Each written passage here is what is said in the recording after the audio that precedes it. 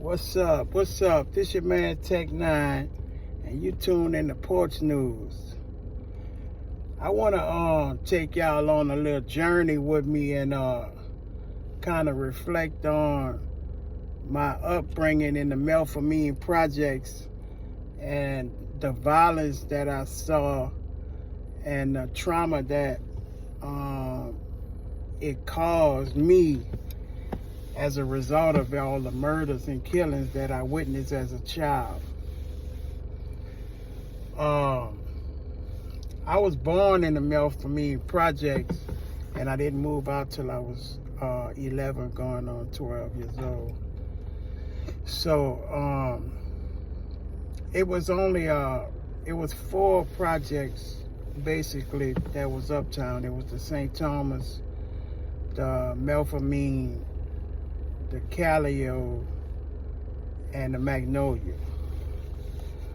All of them was rough, but I didn't get a chance to experience the roughness of those other projects firsthand like I did in the Melpomene.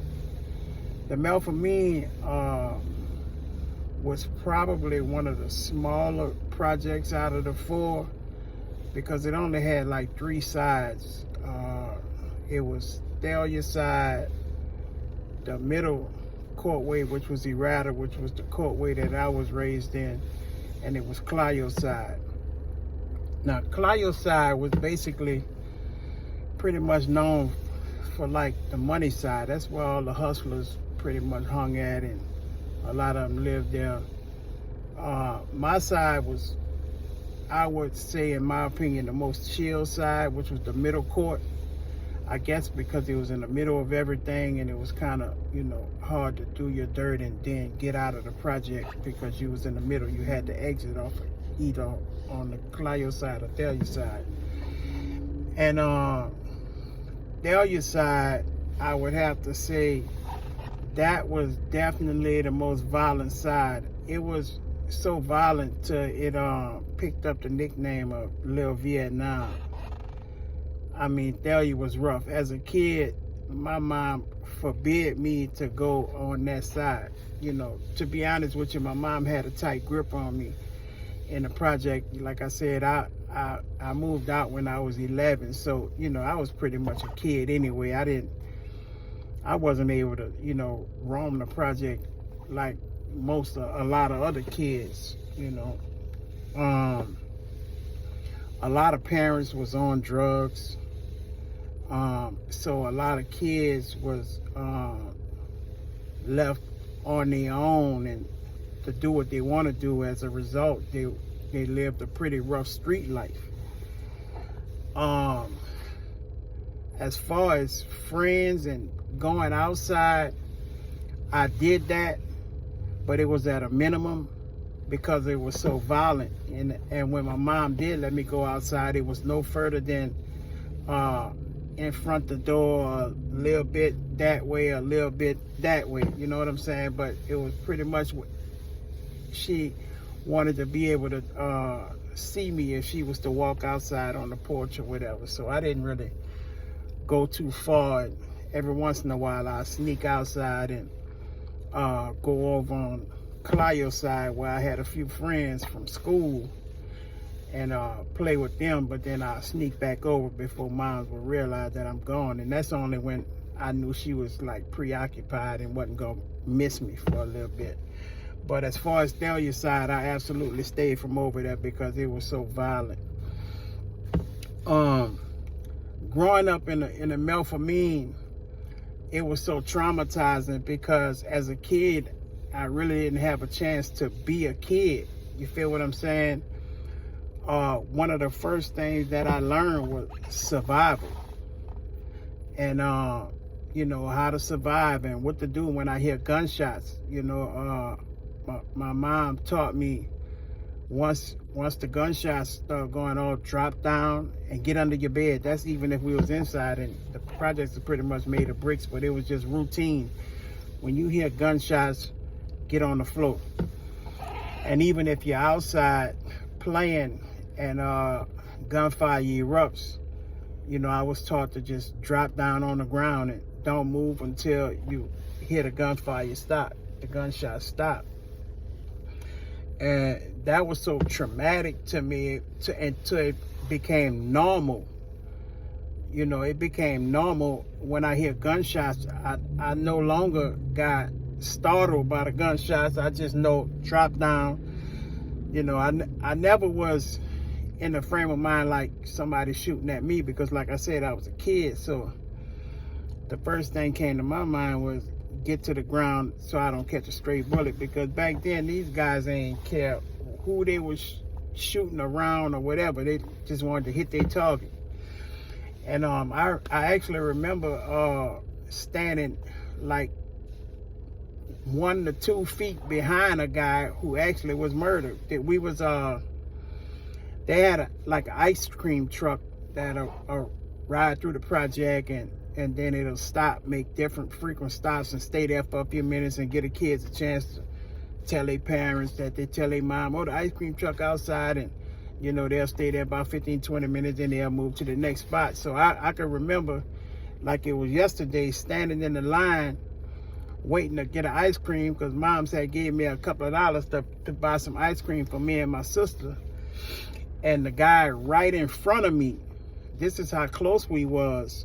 I don't know what he hadn't got into, but as he was ordering his ice cream, somebody maybe like 3 or 4 feet away from him just start opening up fire on him and gunned him down. And it messed me up so bad that it was that close until I didn't even run. I just was so in shock until I froze up, and I just stood there and watched him fall to the ground. And that scene sticks in my head to this day. I can just remember that dude laying on the ground, and he started throwing up, and he was throwing up ice cream, you know, and he died right there in front of my face. So that kind of, it messed me up as a kid, and it kind of made me numb to death because I seen it so much, you know. I can remember as a kid, my mom would be inside watching the news, and I always like to sit there with her, you know, not even really understanding what I'm listening to, but I always would hear, and I mean, this was almost every night, 17-year-old male gunned down, da-da-da-da-da, you know. The next night, 17-year-old male shot to death, and such 18-year-old male shot and died at the hospital. 18-year-old male shot, died at the hospital. It messed me up so bad till I can remember as a kid, I told my mom I don't want to grow up and be 17 or 18 years old, because I heard that so much and I didn't really understand what was going on.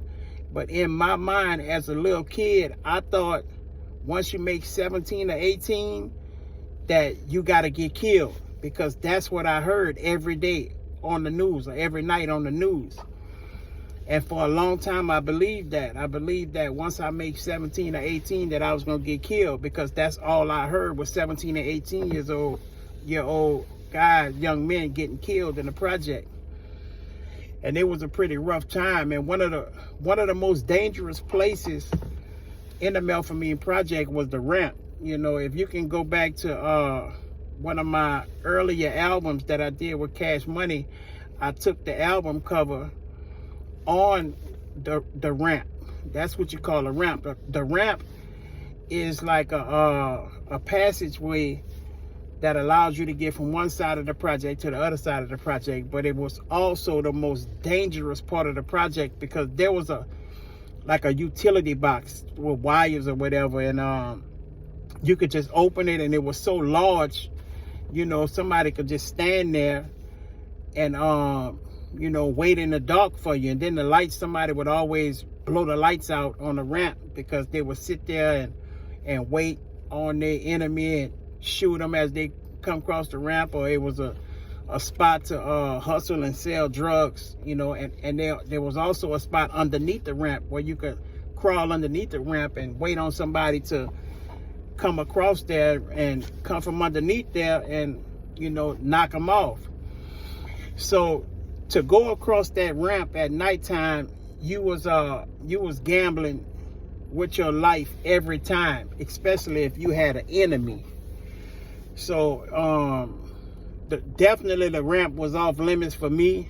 You know, in the daytime, me and a couple of my friends would go on the ramp and play on the ramp. There was like tall poles. We would climb the pole. Or one of the other fun things to do was like ride a skateboard, because if you know, just get on the skateboard and you could roll down the ramp, and you know, that was pretty fun as a kid too. But growing up in the Melpomene Project was definitely traumatizing and dangerous, but I did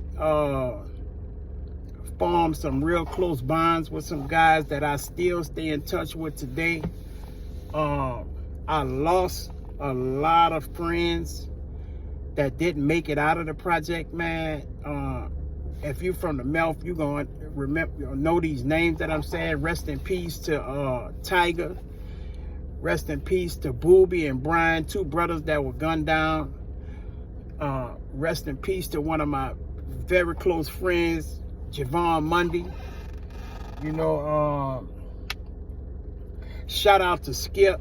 That was Skip. Grew up exactly. If I walk out of my front door and look straight across the street, that's where Skip grew up at. So like I told y'all in the previous video, me and Skip go way back, you know what I'm saying.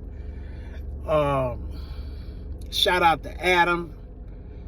Rest in peace to Adam. You know, like I said, man, it was traumatizing as a kid, and in a sense I still carry some of that trauma with me, because like I said, when it comes to death, I'm numb to it. It really don't even faze me, because I've seen so much of it. I've seen so much bloodshed. I want to thank y'all for sitting on the porch with me. It's all love. I'm going to keep the content and the stories coming. I have some very exciting things up and coming to give y'all, and I appreciate the love. This your man Tec9. You have watched Porch News. Yeah.